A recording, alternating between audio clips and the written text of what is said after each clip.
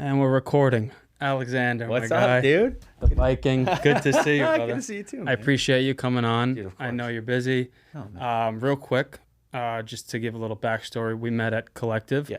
and we have a lot of mutual friends. I would love to hear, just your overall thought on what we're doing at Collective.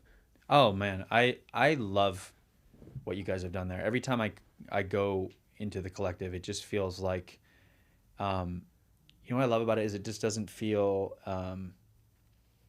hoity-toity. Mm-hmm. It just feels like a lot of really cool people Yeah. who are doing a bunch of different things, who are there just to, for health and wellness. And I think that you guys have created something amazing in Austin.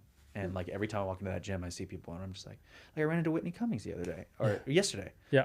And I hadn't seen her since we did the Kelly Clarkson show, and I was just like, oh my God, like it's amazing that like the kind of people that are coming through this gym, Mm-hmm. All humble, just really, really awesome people. And that's what I love about Austin too. Is just Yeah. like the people in general here are just really down to earth. So on Austin, what brought you here? Literally that. Yeah. So I grew up in Vancouver, Canada. Right. And maybe one day we'll make it back home. Mm-hmm. But for the time being, just Austin was very central, which we loved. We lived in Georgia before that, in Atlanta, Okay. because I was shooting a show there. And when I was doing Vikings in Ireland, my biggest regret was not buying a house there, just because, at the time I couldn't really afford it. But also it was just Sure. like, when I saw the market and how well things had done, like years later, I was like, God, I really should have just done that. Yeah. So the second I did a show in Atlanta and I knew everything was filming there, Mm-hmm. we bought a house and we've kept it since. And we just we were like, this isn't going to be our forever place. Like, I Right. love Atlanta, but it's like, I might as well live in London for my family to come Mm-hmm. visit, because the travel time is still like 9 hours Sure. from Vancouver. So Austin, there's a direct flight to Vancouver. Mm-hmm. And, but the main thing that really sold us was the town. Like, it was just, Lauren and I were like, let's go to Austin. Like, I've heard so many good things. And Yeah. we literally left that weekend with an offer on a place. That's awesome. Yeah. Is most of your family still in Vancouver? No, actually, yeah, my brother just moved back from LA. He's in real estate. He's in Vancouver now. Okay. And he loves it. And he's got this amazing girlfriend who I'm sure he'll end up marrying. And her name is Lucy. And they're really happy. And Shout out Lucy. Yeah, what's up, Lucy? The one thing I will say I miss so much is the mountains, because I grew up going to Whistler Mountain Yeah. every weekend. So like, I just love that cold, like fresh air. Mm-hmm. I grew up in that. So, but in terms of like the mindset of people here, like, it reminds me of home. And Yeah. everybody here is just, they're not trying to pretend to be anybody. Yeah. They're just them. And everybody here just seems to be doing all sorts of things that are really, really interesting. Mm-hmm. And I've always been so fascinated by people, and not just things that are like changing the world, but like Right. just anything, Mm-hmm. just starting a little cool business or, I mean, I had a great conversation with a guy who did my AC the other day. It's but the one thing that's common here is just, I think that people are just There's a lot of connectivity humble, here. yeah, and kind, and Mm-hmm. it's very easy to have a community here, because I think a lot of it's very easy to find people who have moved here as opposed to people who just like kind of grew up here. Sure. Whereas in Georgia, I felt like we did have a really, really solid group of friends, but a lot of them had like, they had their group, they had their people. Right. And as actors, you're kind of like a traveling carny. Sure. So you have these really close relationships with people, but then you're off on your next thing. Right. So it was nice to have a home base here, and I don't think we'll be leaving kind of That's anytime awesome. soon. So you're stuck with us, man. Good, dude. Good. Talk to me about so when Vikings came about, Yeah. and did you audition for it? It was an offer pending a reading. Okay. So Because I would imagine, like, guys, I grew up in mountains. I'm tall. Yeah. I'm blonde. I'm a Viking. it was funny, like, knowing what it became. Like, of course I would have said yes in a heartbeat, but it was Mhm. funny, like, I had just done The Hunger Games and then Lone Survivor. Right. And film was what I got in this business to do. Sure. Like, I wanted to do movies. And it was just at the start of what I would call the golden age of television, when like you started to see these like really cinematic stories on television. And they're like, listen, there's this offer that came in. It's for this show called Vikings. It's on the History Channel. And I was like, shit, man, like, I don't know. And they were like, it's a 6-year contract and they're probably going to pay you nothing. Wow. And I was just like, oh my God, what's happening? And, you know, I was kind of just like, I don't know if I'm ready to pick up and move to Ireland. I'm like 20 years old. Right. I don't know anybody. And he's like, but just watch the show. Like, watch the first season and see what you think. So I ended up actually passing on the show the first time, and they came back, and I passed again, and they came back. And I can't remember if it was with Steve Stark, who at the time was the president of MGM, but I had a conversation with him, or it was Michael Hurst, the creator, and it was just like, let me just tell you where we want to take this character. And they were like, you're starting off as a boy. You become a man. You become a warrior. You become a king. And then you become a legend in success. And like, I was like, pretty good sales pitch. I know. And I was like, well, I don't know any actor that has had the chance to show that kind of trajectory from literally being a boy to tremendous growth. Yeah, to being a father who has kids and is now, you know, a king. And the fact that he was based on a real person. And I'm such a history buff. So I really gave a good look at it. And I talked to some of my friends who were already huge fans of the show because it actually kind of popped off in Canada first. Okay. And I was like, okay, I'm sold. Like, whatever, this is what life is about. Like, I'm going to go do this. My cousin told me, he didn't tell me at the time, but, you know, my cousin was like, dude, I thought your career was over. Because, like, what are you doing going from, like, these, like, big studio films to some show on the History Channel?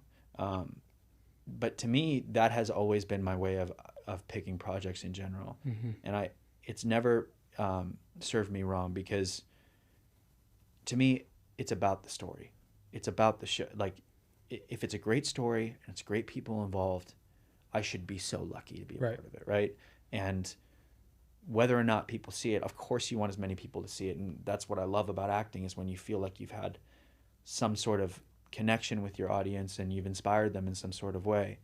But at the heart of it, it has to be about the story. And ever since then, of course, it was one of the greatest experiences of my life. It changed my life. And and kind of, I grew so much on that show, both as an actor and just a human being. That's awesome, man. So at what point did your passion for music and singing start to, like, really take its own life? It you know, actually, I mean, I would say I picked up a guitar before I had ever, you know, gone out for my first audition. You know, I've always loved music. And I think there's a big commonality you'll see, like, you know, a lot of the country artists that I know, or just musicians I know in general, they've always wanted to dabble in acting. And a lot of the actors I know have always wanted to dabble in music. And I think that there's some sort of commonality there. And I think at the heart of it, it's about just telling stories. Right. And that's why I love country music. I grew up on it, and I've always loved the storytelling aspect of it. Okay. So while I was shooting Vikings, I was actually recording demos in Ireland. And then I just started taking flights to Nashville. You know, for 8 months, I knew nobody, just kept showing back up in that town. Right. And I just felt like the proximity to that town was important, because that's how I kind of had my start in acting, was just like being in it, just trying to make it work. Sure.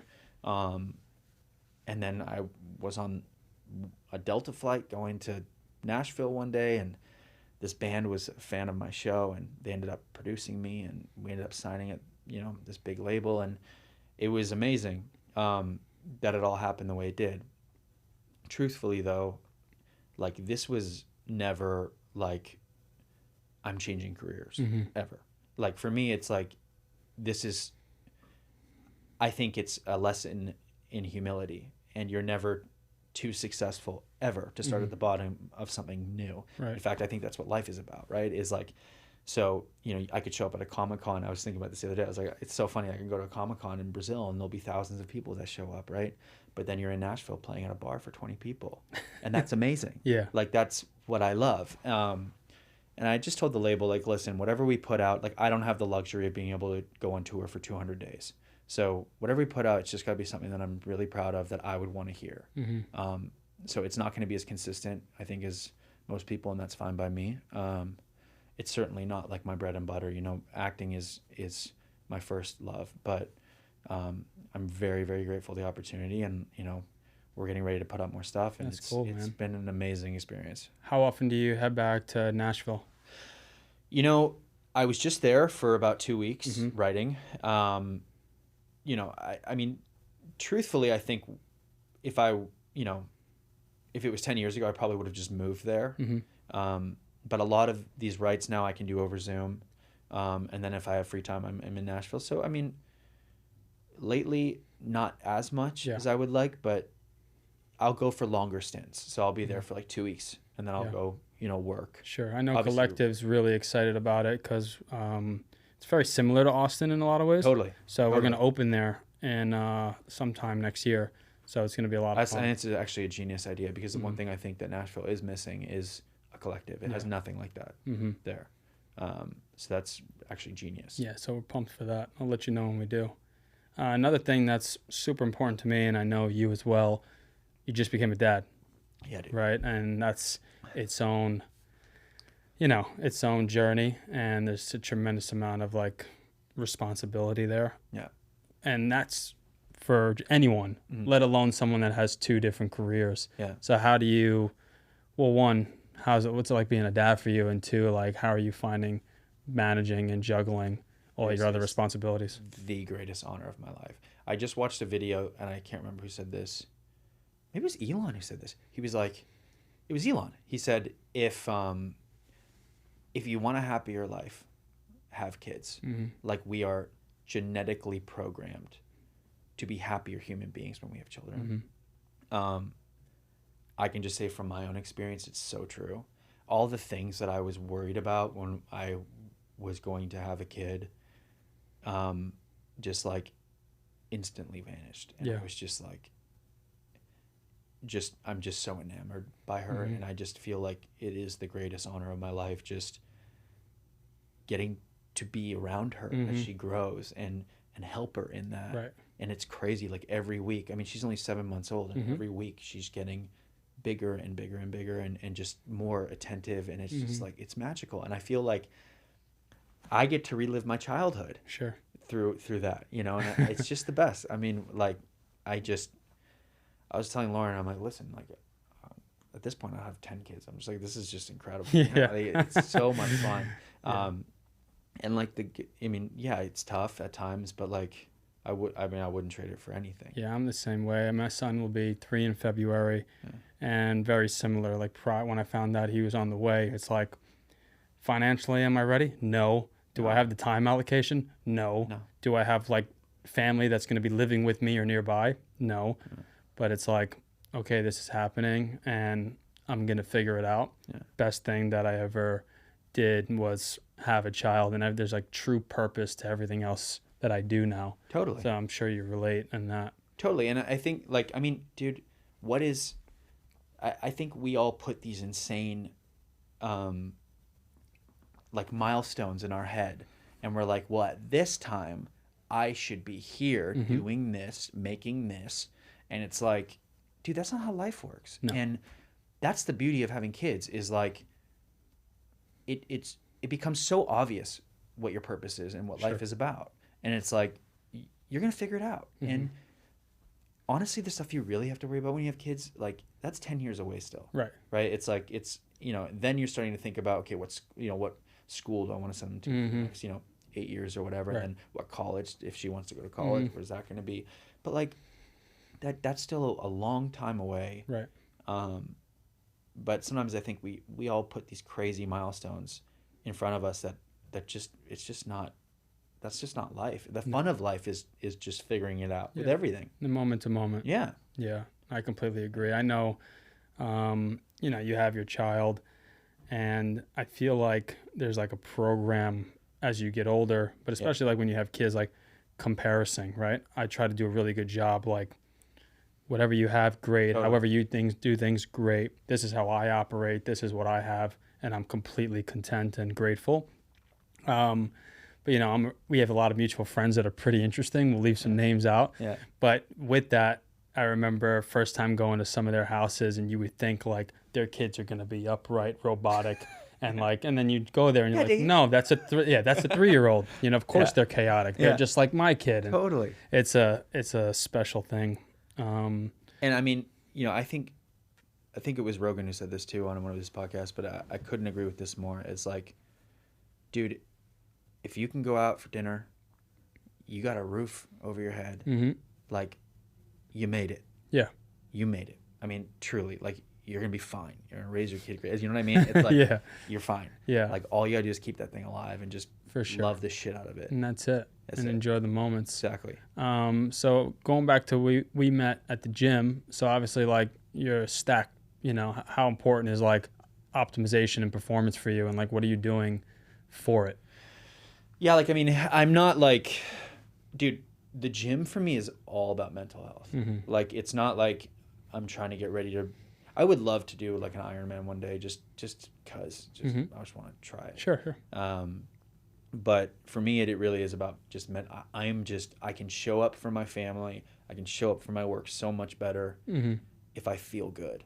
And that starts with eating well and going to the gym. Yeah. I do those two things. I said to my wife, I was like, all I ask of you, like, I will take Lenny for the entire day.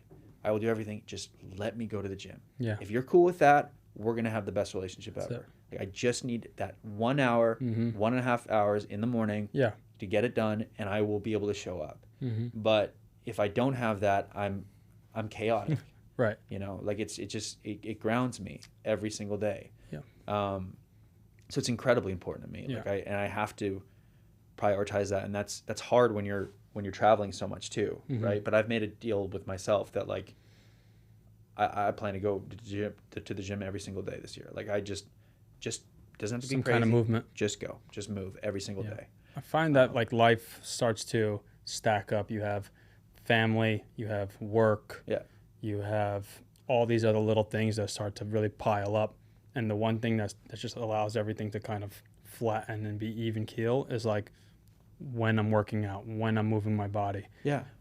So it's super important. And that's a great thing you said there. Is like, make that commitment and deal with yourself, do it. But not every day has to be like a massive CNS shock to your body. No. Or like, you know, big... And that was the mistake I used to make, is that I would totally, I would overdo it. Right. And then I would get the fuck it's. Because then you're just like, oh, fuck this shit. Like, I can't do this every day. Like, I'm not crazy. Like, if you go for a run, I'm like, I woke up one morning and I just ran a half marathon. Because I'd never run a marathon. I was like, I just want to prove myself I can do it.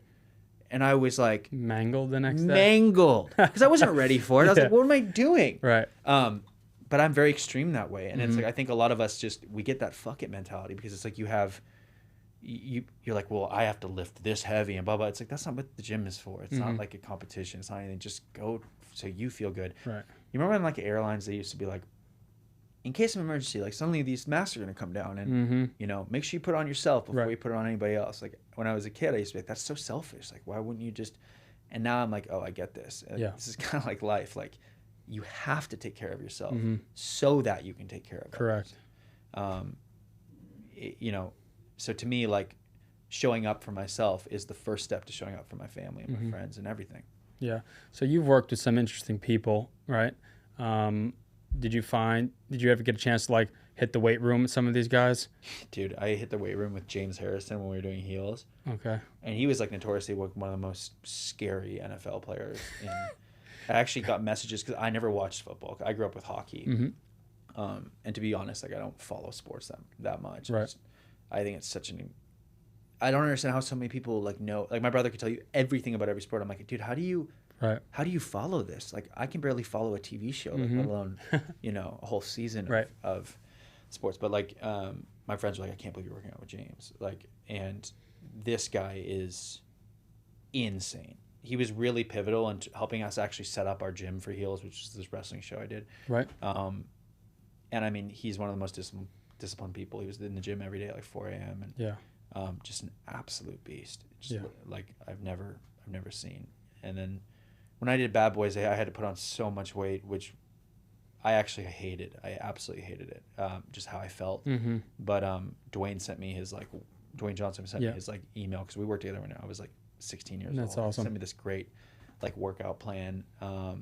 So I've seen like what some of these people He's a big volume guy. dude. And it's like when I worked with him, he looked nothing like he does now. Like I Mm-hmm. just think that like naturally these people have just gotten bigger and bigger. Mm-hmm. Um, Yeah, you gotta. I mean, talking about Dwayne or DJ, right? It's like Yeah. I used to work with Victor Cruz quite a bit, and he was on the show. I spotted him once at a gym. That's the only time I've Okay. ever been there. At Equinox, like years ago, I was like, yo, can you spot me? He had like 4 plates on either side. I was like, Jesus He's a Christ. beast, and he did that show, The Titans, Yeah. that The Rock hosted, Yeah. and it was just like, just being a part of like and watching. He arrived, he did his shots, his Yeah. takes, went to his trailer, did the whole workout thing, back out, did his shots, flew out, and then I think posted the next morning very early. He was in the gym again. Super committed, DJ. It's nuts. I try to follow some of those workouts he does. Every now and then I'll play with it. It's just the volume is wild. I just like the one thing I one thing I've been doing with like Instagram in general lately is just like deleting it after I posted about it because I'm Yeah. just like I'm so tired of this. But like the one thing I would urge caution towards too is like I feel like there's this like crazy bro mentality right now of like the only reason you're not successful is because you're not getting up at 2:30 a.m. in the morning, Yeah. breaking your ass, lifting as heavy as you can, Mm-hmm. eating well, cold plunging, saunaing, and that's why. Right. You know, and I'm like, That's all shit. what the fuck? Like, dude, you got to take care of yourself. And like, I don't know why Dwayne can do what he does. It's Mhm. amazing to me. Mm-hmm. He can clearly survive on 4 hours of sleep, and that's fine for him. Right. Or at least it seems like he can. But that doesn't work for me. Right. You know, and I've tried it, and I'm just like, I think for every single person, it's like just do what makes you feel good. Mm-hmm.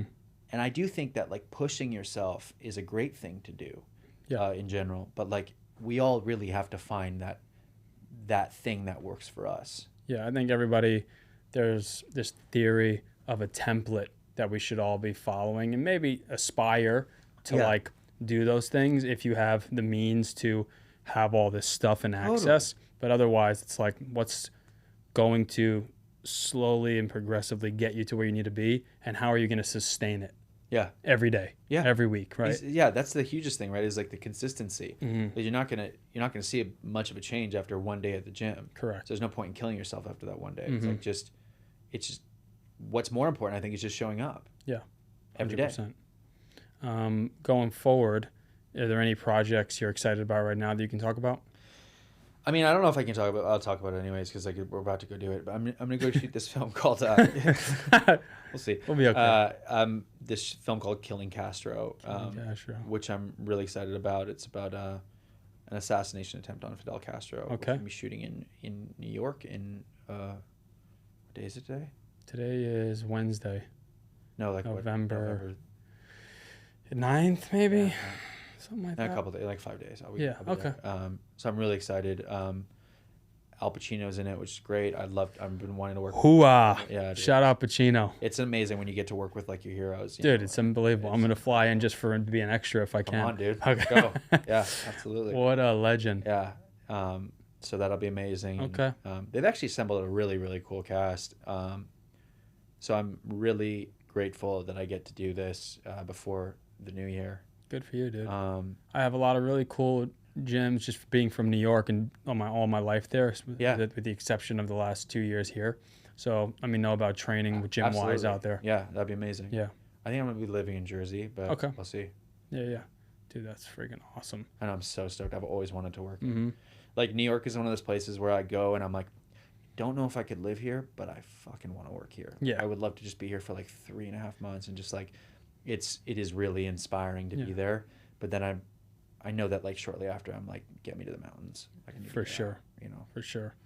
At the gym, every now and then, we'll talk about consumer, possible investments here and Yeah. there. Like, is there anything that you can talk about that you're in, that you'd like to be in? Yeah, I mean, I love business. Like I always have. Like I love. You know, we were just talking about this before we started this podcast. Like, some of our friends who have done amazing things. You know, world-changing companies. Their main goal is always about solving problems and changing the world. So for me, you know, I like being a part of companies that I feel like are adding value in one way or another. So, you know, it's definitely something that I'm starting to do more of, but, you know, on a very small scale. And I think we're going to ramp up, but there's nothing I think worth talking. I would say, like, we just invested in Cali Water, which is Vanessa's company, Vanessa Hudgens' company. It's a cactus water brand that I absolutely loved. And I just thought it was amazing. Very cool. And she's a really close friend of mine, and I wanted to just support. I wanted to be involved, you know, because I think that she's just one of the best human beings. Is it water from the cactus? Yeah. Sick. It's amazing. I have a buddy out here. It's called High Desert Vodka. And very similar from the cactus. Yeah. No, I know that company. Yeah. That's awesome. But like, I mean, that's I got to say, like, part of the reason why I love being in Austin is just this amazing community we have. And it feels like there's a lot of movers and shakers in a lot of different businesses. And I'm fascinated by that. I just love people who are passionate about anything. And it doesn't have to be a multi-billion-dollar company. No. It can be just anything. I'm fascinated by. That's one thing I love about being an actor is you get to live many different lives, you know, and you get to learn a lot about, you know, what it would be like to be in somebody else's shoes. Yeah, storytelling is important, man. I always tell people I might not be the podcast influencer guy that is going to give you the cliff notes within a 10-second clip. Yeah. But, you know, listen along. You might learn something about the guest that you can implement, you know, in your day-to-day and then within your community. So I'm with you on that. That's like the greatest thing I think about what I do is, like, sometimes we're in those, you know, I'm in a room of people and I'm just like, why on earth do these people want to meet me? Yeah. Like, what? I don't want to meet me. Like, this is so wild. And they make me feel very, very special because I realized in those moments that even though these people have gone on to do incredible things, usually in some way, shape, or form, film and television has inspired them to do it. And that is my greatest honor, to be a part of an industry that does that for people. I think if you're fortunate to have parents that you can be like, that's my hero, my mom, my dad. Totally. But for a lot of people, myself included, it's like you look to your athletes, your movie stars, your TV stars, and it's like, that's my hero. That's the story. So it's like, I think with that comes hope, and then with that comes manifestation, and that can take you anywhere in life. Totally. Or you watch a film and you're like, well, if that character can do it, I can do it in whatever it is I want to do. Yeah. You know, and no, I mean, I'm so grateful to get to do what I do every single day. I'm like, God, I'm so damn lucky. So more recently, you've been doing some podcasts. You've been a guest on several. So you were on Daily Stoic. The Daily Stoic with Ryan Holiday. Yeah. And is he also the one with the dad? Yeah, he does the Daily Dad. I have that book. He sent me that book on the. Dude, it's awesome. That guy seems great, and the message is great. How was it going on his podcast? He's amazing, Ryan. I honestly think that, like, when I got sober, I started going to AA meetings, and the one thing when I was there is you'd hear everybody else's story in these meetings, and some of them were savage, like, just like, how is this person surviving right now? Like, they are just climbing their way out of hell. And I'm like, God, I only wish that every single person in the world could sit in one of these meetings, because it is such a lesson in gratitude. Oh yeah. And Ryan's books is the closest thing that I have found to having that same sort of feeling, because he basically has taken these Stoic practices, right, and modernized it for the everyday reader. Right. And Stoics, for those who don't know, like, you didn't have to be a teacher, an emperor, or anything. You know, there was a very famous slave who was a Stoic, Epictetus, and there was, you know, and Marcus Aurelius, an emperor, was a Stoic, right? So you can call yourself one if you practice it. And the only thing these guys have in common is that they worked time and time again to try to figure out what made a happy life. And when you get into it, it's very simple, you know, and it's the practice of basically, there's nothing wrong with having desires, but it's basically the practice of gratitude. And, you know, the less you want, the more powerful you are. showing up every day to do what humans were meant to do, which is work. Right. And that doesn't mean just like work in a cubicle. Mm-hmm. You know, work on whatever it is, your body, your mind, Right. on furthering your family relationships. And I just think that, like, for me, I love being an actor. I'm not crazy about the perception and the glitz and glam of it all, right? Like, I love, don't get me wrong, like, I love going to premiere and supporting my film. Like, that is an amazing feeling. Of course. But I love being a storyteller, and stoicism to me it's just in a similar way has grounded me the same way like country music grounds me. You know, it just reminds me about what is really, really important in life, and to not lose sight of that. Sure. So Ryan's books are some of the few books, and I should do this with more of my favorites, but that I reread again and again and again, because I think everybody will take something really special from that. Yeah, I'll pick some up. Dude, it's like a warm hug. It's like, by the way, you're all right. You're crushing it. Yeah. You realize you're like, oh yeah, I am. This is amazing. That's awesome. You know? Can you talk about, if you're comfortable, Yeah. what was like the lowest moment for you that caused you to wake up and go into sobriety? There was a few. I mean, I would go missing. Like, I would just go off on my own, and for days. And I realized, like, fortunately, this never ever made its way into my work in a crazy way, but I wasn't far from that. And I had met other actors who had let it, actors who I grew up watching, being like, that guy's going to be the biggest thing in the world. I love everything he does. Like, and I had a conversation with this person who I'm not going to mention, but I just remembered saying how I felt. Like, I was like, to me, like, you were the guy. And he was still really, really struggling. And I was like, it's not too late. Like, you can do this. And he went through a hellish childhood, it sounds like, and it's something that he keeps really close to him. But he was a wake-up call for me, as I was like, damn, like, yeah, I don't want to be stopping production for this, and I don't want this to get in the way of my work and my ability to be the best actor I can be. There's this, like, really twisted ideology that, like, by being some, like, messed up person, you're going to be a better artist, which is such a lie. I would argue that any band or any actor you've ever met, some of their best work is when they're the most clear-headed. Yeah. And a lot of my idols are. And, to me, it was like, make the decision now. Like, what kind of life do you want? And, dude, that was only 5 years ago. And if I told you the shit that has changed in my life in 5 years, like, it actually sounds like magic. I have gained so much, both internally and externally, from being sober, and I will never go back. Like, I mean, it's an everyday thing. Yeah. So you're not supposed to be saying stuff like that. Like, I'm never going back, but I don't feel the pull the way it had on me back in the day. I don't feel like I can be in a bar and people have been getting fucked up, and I don't feel like I need to be partaking in that at all. Right. It really does make you confront, like, your demons. I mean, the one thing I would say is that, like, the closest thing to a silver bullet when it comes to recovery is a routine, and it starts with the gym. Yeah, big time. Like, it really does. Like, because if you're feeling good, you're not trying to mask that with other things, right? It's when you're feeling like, like off, right? That suddenly that, like, drink seems a lot more.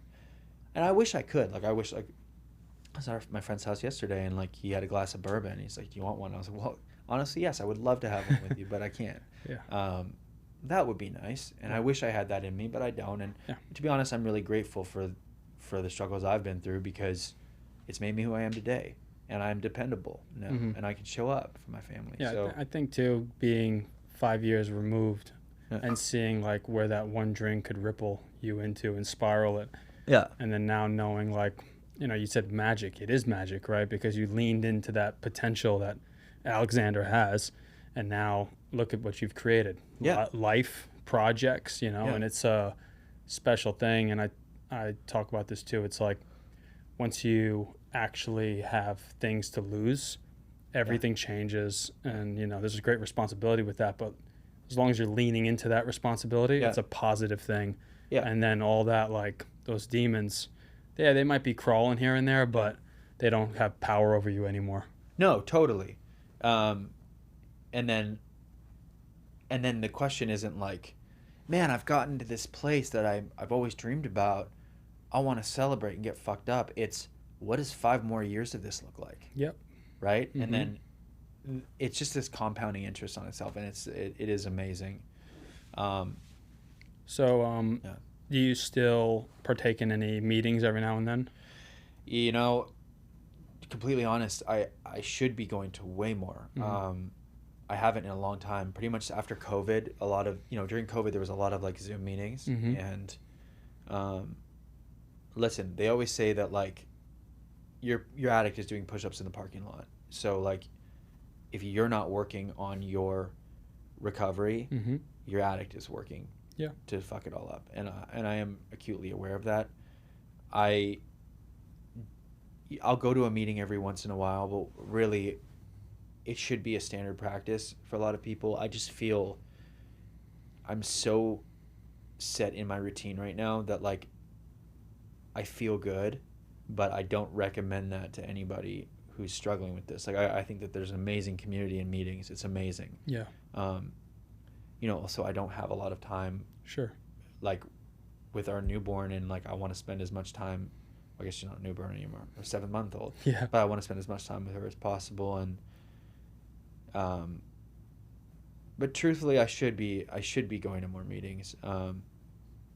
I just feel like the idea of going back to drinking is so far Mm-hmm. away that I'm just like, you know, I just feel like I got a good handle on it. But again, like you should be going to meetings. Like I think I don't want to like, you know, set out this perception that like I got it under control and I'm good. Like, Right. no, like, you know, I think you constantly have to be working in recovery. For sure. And I Yeah. think you saying no to that bourbon, you talking about it, Yeah. you know, is also therapy as well.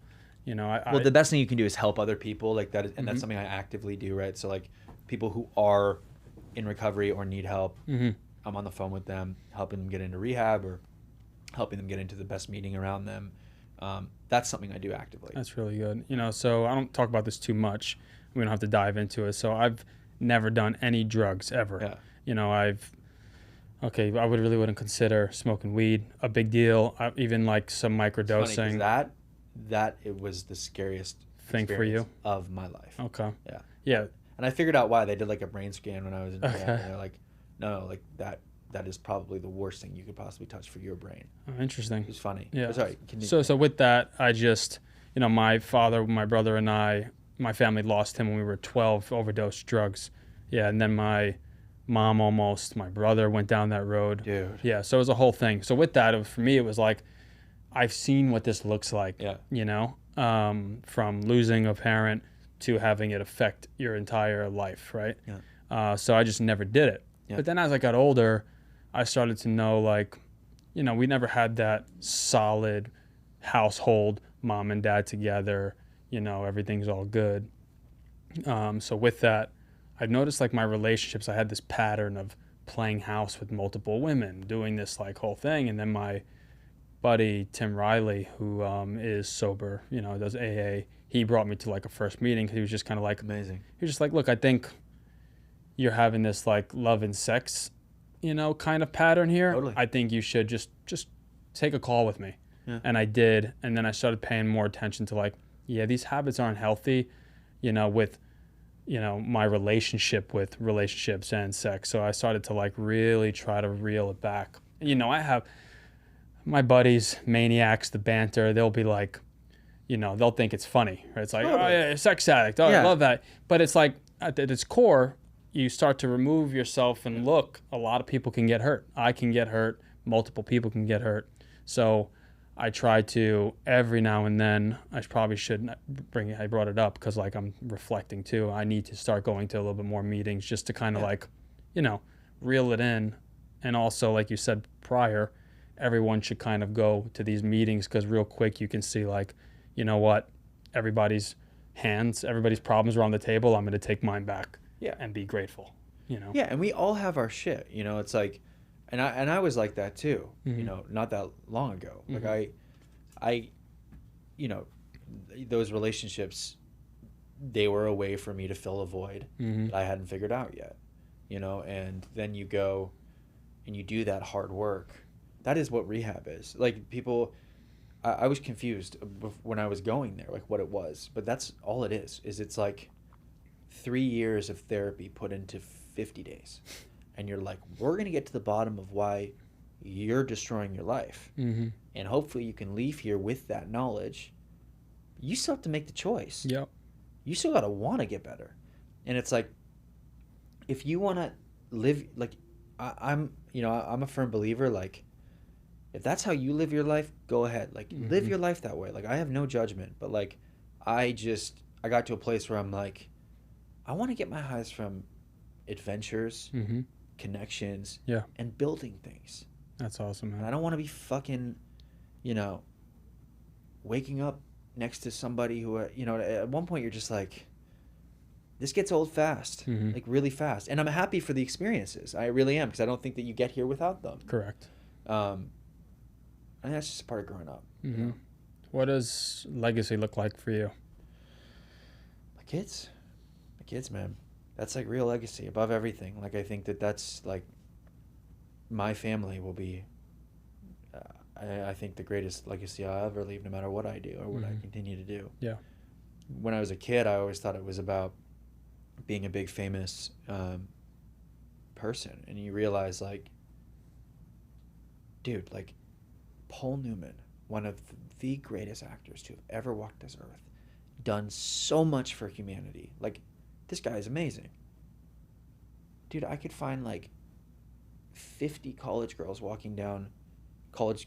and girls walking down South Congress who probably have never heard his name. Right. You realize like, okay, so that's not the answer. Like Mm-hmm. the legacy thing is like, that's what stoicism is all about, right? It's like, don't chase posthumous fame. You will be dead anyway, right? Like, I don't think Elon's doing what he's doing so that people read about his name in the history books. I think he's doing what he's doing because he feels like he has a moral obligation to do it. Right.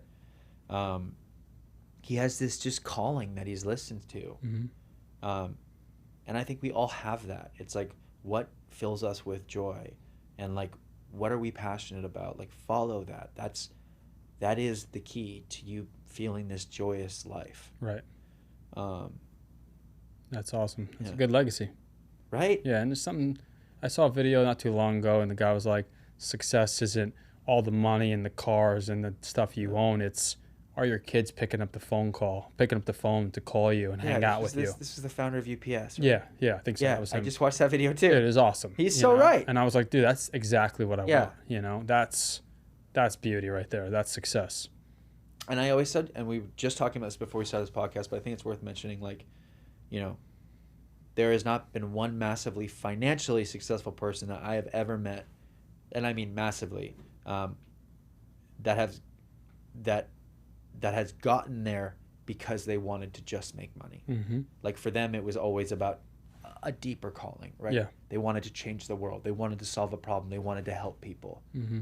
So in whatever it is, like whether you're starting a gym, like, okay, I want to help this community. I want to help people get, you know, look at fitness in a different way. Mm-hmm. You know, I want to, it doesn't have to be some like global thing either. It can just be kind to the person on the street. Like that is your duty as a human being. Right. The coolest thing that happened to me recently, and I literally turned to my wife and said, this is better than an Oscar. It was the coolest shit ever. It was actually the guy who was fixing our AC. It was broken. Yeah. And I met him a few times and we talked, and lovely guy. And anyways, we just stood there and we just talked a lot about his life and his family and like how he's doing, where he's coming from. And he just said, before he left, he said, I just want you to know, thank you for making me feel seen. I was like, what? He's like, I know who you are. I'm a fan. I've never said anything to you, but I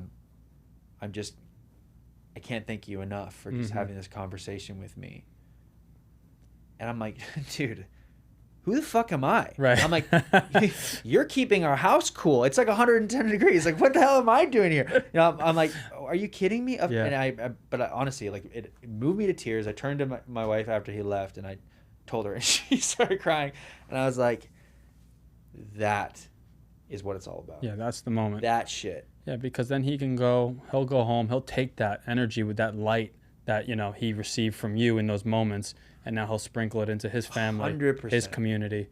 Dude, that's why we're all here. That's what we need more than ever. It's not about fucking, like, I get it. I'm the same way. I understand, like, getting to a place financially where you feel like you have a certain amount of freedom. Like, I am all for that. Like, For sure. You get to that place, man, and I will root you the whole way. Right. But at one point, it's like the keeping up with the Joneses and all that shit you see around, man. I can't tell you how many people I know that are driving really nice cars and then going back to, like, their 1-bedroom apartment, and I'm like, guys, what are you doing? Yeah. Like, I don't understand this at all. Yeah. Like, but also to each their own. Like, I understand that some people work in businesses where they want to keep a perception or whatever, but, like, that isn't what it's about. Right. Like, be kind to each other, do what you love, you know. I love Fuck it. yeah. That's all right. amazing. I think that's the best way to close this. Dude, well, I appreciate you. I know you're busy. Dude, come on, back I'm at you, man. going to catch up with you in New York. Yeah. And we're going to do some cool stuff together. Are you gonna go to New York? I'm supposed to go. I was just back. You know, I had, like, doctor checkup stuff, Amazing. which all good. We're healthy. Yeah. And Now you got that sick scar. 6 scar. Yeah. That's a badass scar. What's up, Mom? Yeah, dude, nuts. But I mean, we're talk good. about, like, gratitude, man. Yeah, I've never had any stitches, broken bones. I boxed competitively for a long time. So, like, when I had this little cancer hiccup, you know, I was like, are you kidding me? I know. You know? And it's one of those things where I thought about Mike Tyson in this. When he lost his daughter to that freak treadmill accident, he was, like, so angry at the hospital. Yeah. But then, like, other families came and prayed with him that lost their kid to, like, leukemia. So, like, moments of, like, the why me goes right out the door. Totally. When you're sitting in the waiting room with someone pale as a ghost that's my son's age. It's just fucking killed me. No. So with that, it just became, what's the next step, the solution? How can I be best prepared? What's the team I can surround myself with? Yeah. But anyway, 6 months post, we're clear, Dude, congrats, man. I'm feeling so happy good. for you, man. But I might thank you. I will probably be back end of December, you know, just for a little quick trip, see some friends, family. Dude, hit me up when you're there. Yeah, man, we'll do it. Love that. All right, brother. Great I seeing you, appreciate man. you. Thanks for having me on. Let's see if I know how to do this. 2 clicks and we're done. 1, 2, and we're out.